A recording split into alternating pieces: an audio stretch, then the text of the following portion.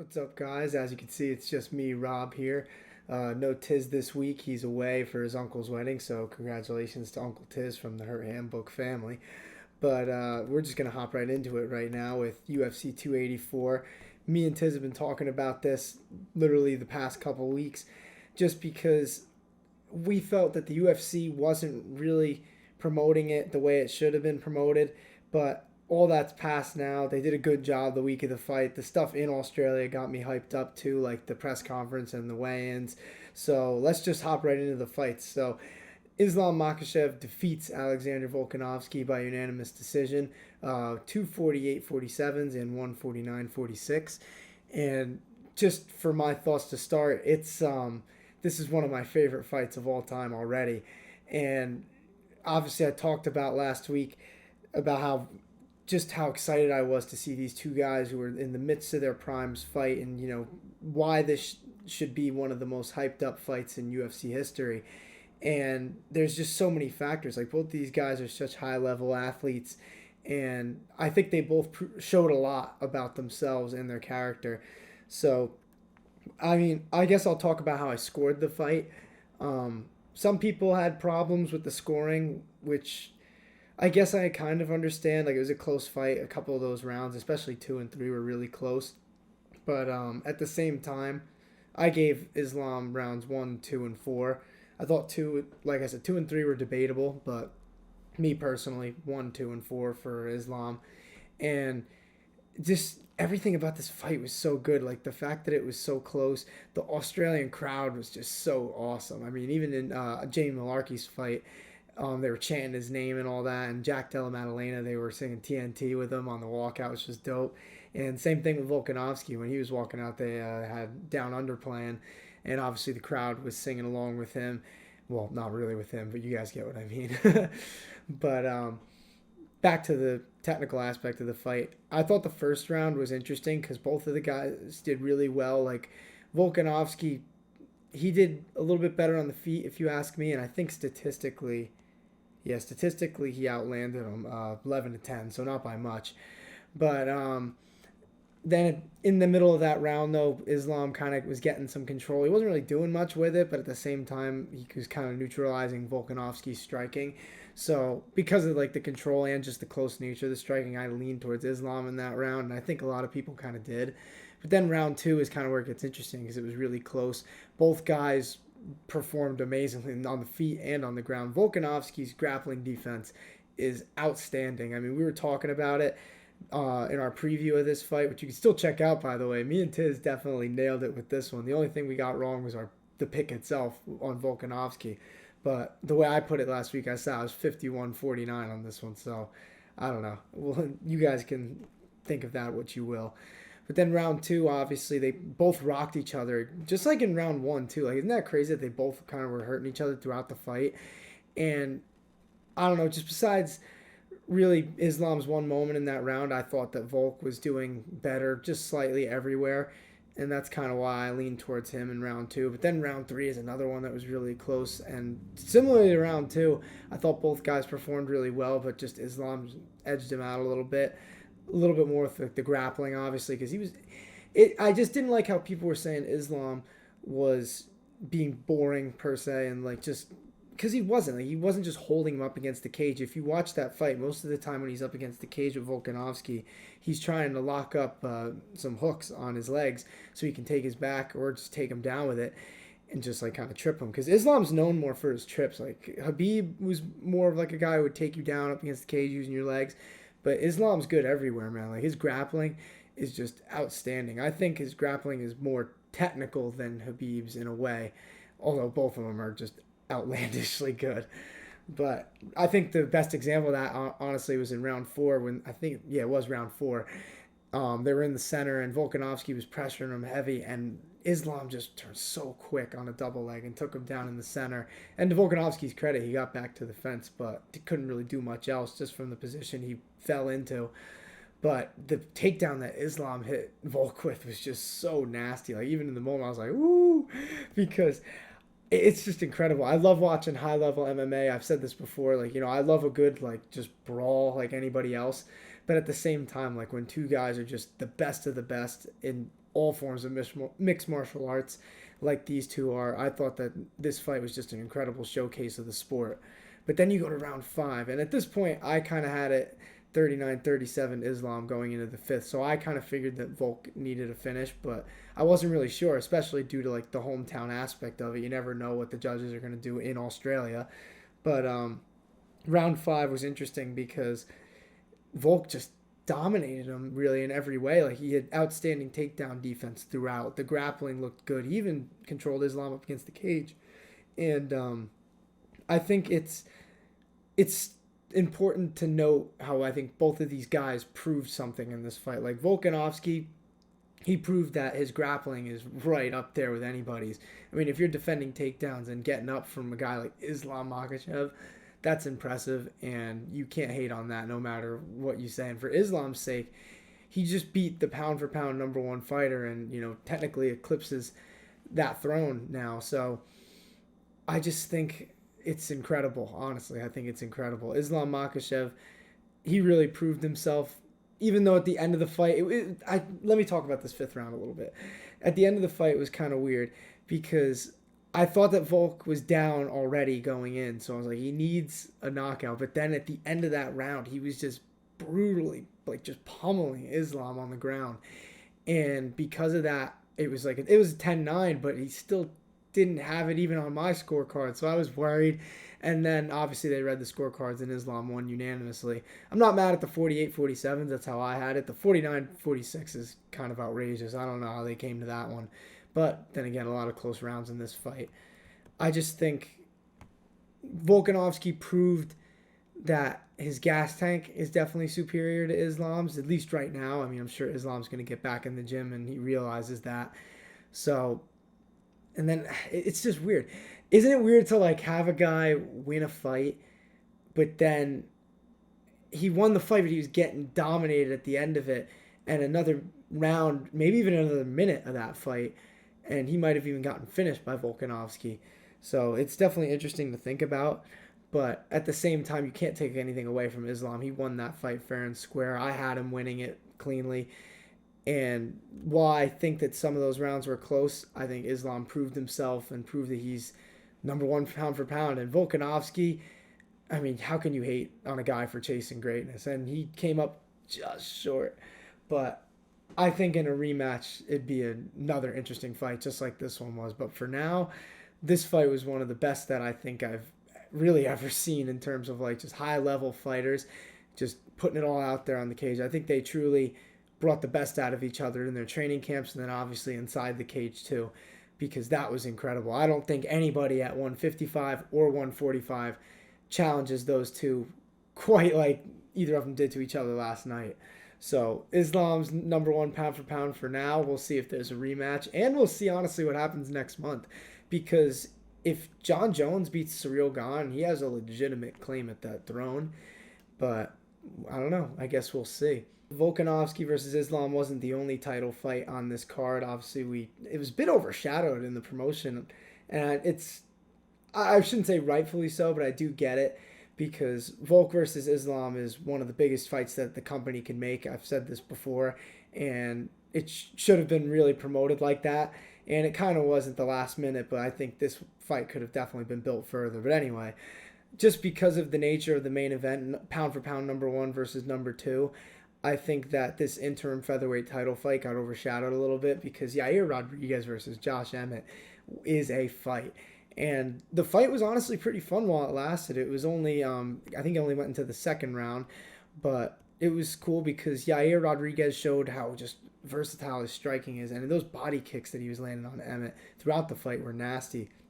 But besides that, I just think it was, I don't know if you should say it was like a lack of good strategy, but like Emmett was only throwing looping shots, and I get that it's kind of hard for a guy like Emmett to throw jabs at a striker like Yair Rodriguez, but at the same time, he wasn't really doing well when he was throwing them like on the offensive, but he seemed to be doing better when he was countering with them, which was pretty awesome. Like, he did hurt Yair, I think, a couple times in there with his punches.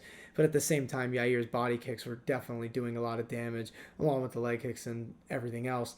And then on the ground, the scrambles were really fun too, because Josh Emmett is a good wrestler, as we know, and he was landing some nice ground and pound on Yair Rodriguez. But eventually, the elbows off of Yair's back were just doing so much damage, and eventually, just Emmett landed in Yair's guard, and it was funny too, because they were talking about how Yair would use his offensive guard to create different opportunities throughout this fight.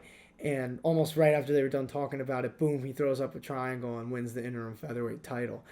And for Josh Emmett, it stinks because I think he's 37 or 38 now. But for Yair Rodriguez, this sets up a title fight with Alexander Volkanovski.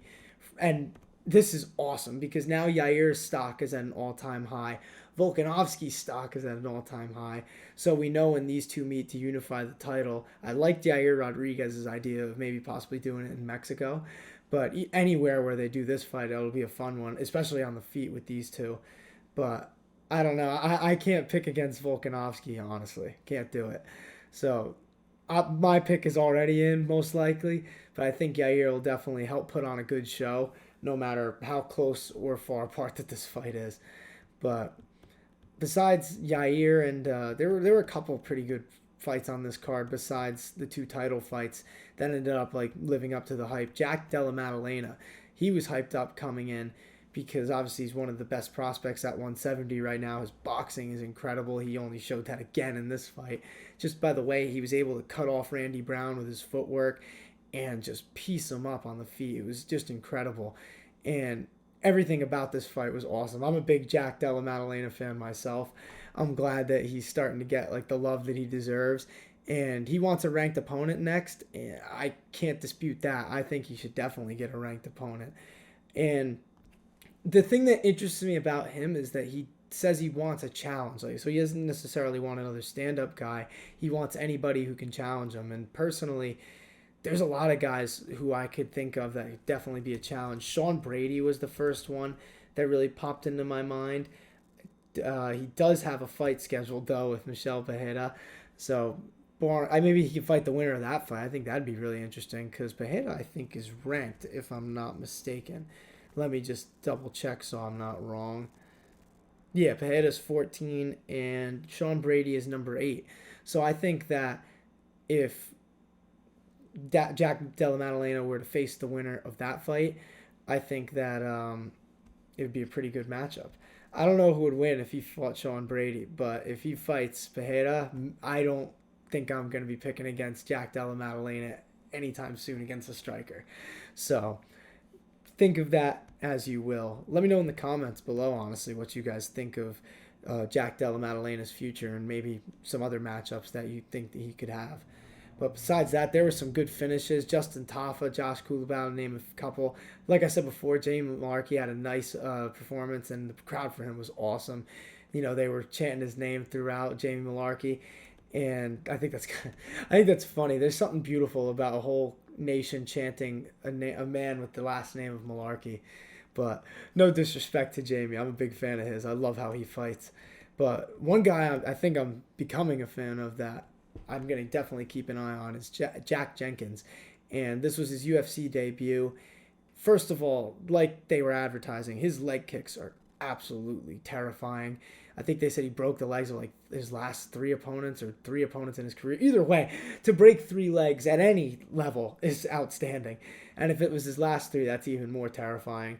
But he's just really good all around. Like, he had pretty good approach. Even on the feet, he was landing a lot. On the ground, he was doing pretty well. But Don Shannis, I think it is, fought very well against him. You know, didn't let that hype make him fold. And he fought well. He had some good moments. But in the end, Jack Jenkins, that's a guy I'm definitely going to keep an eye on.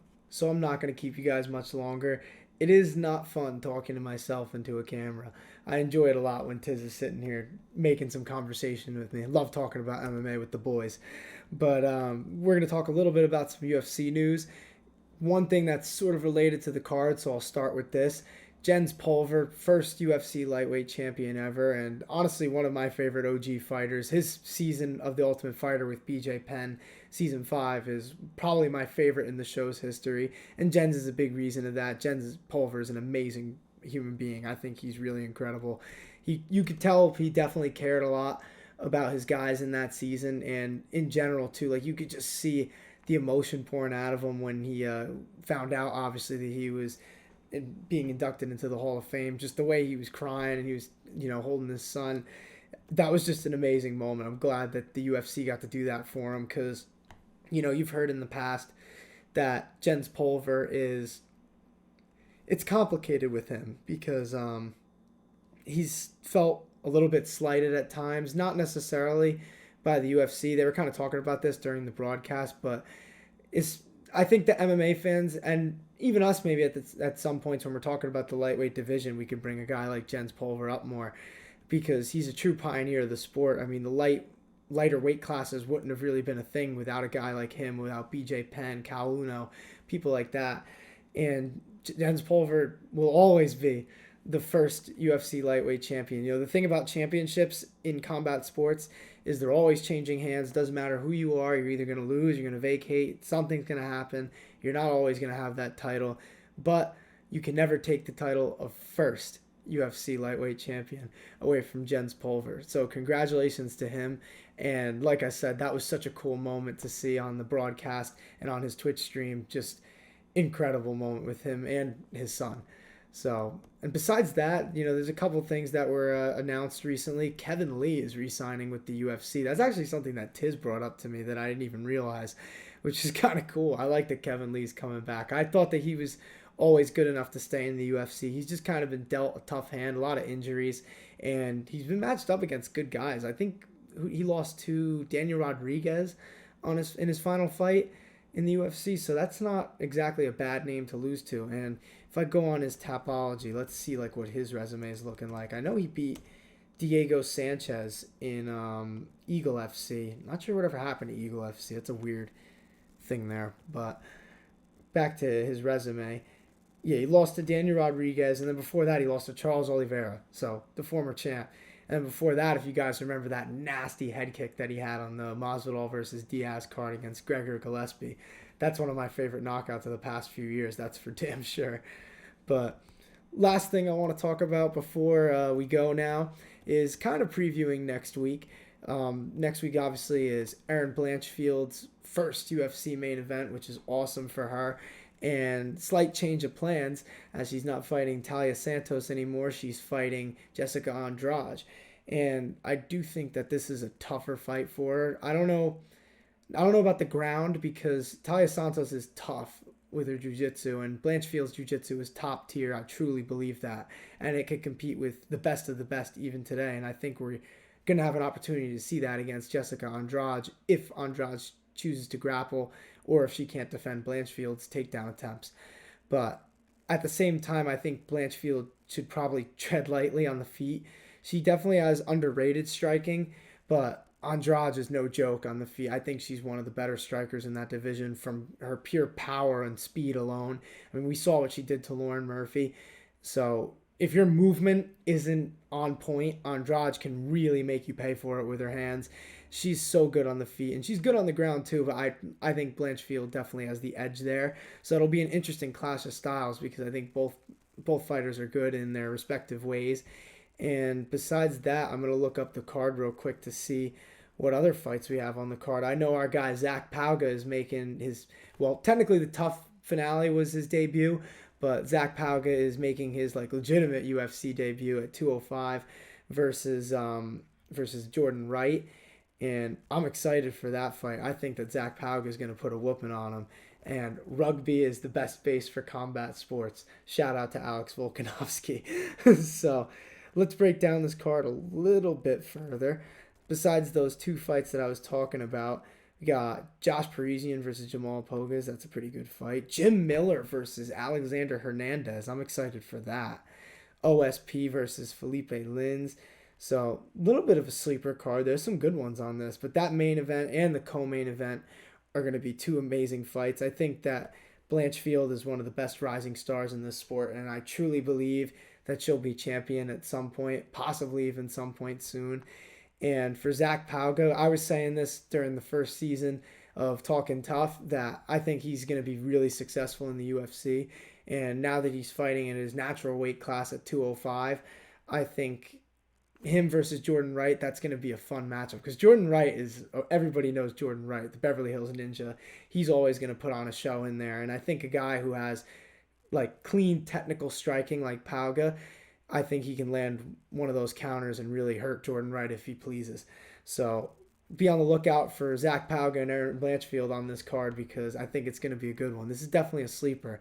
And Tiz will be back with me next week to talk about it. So see you guys then.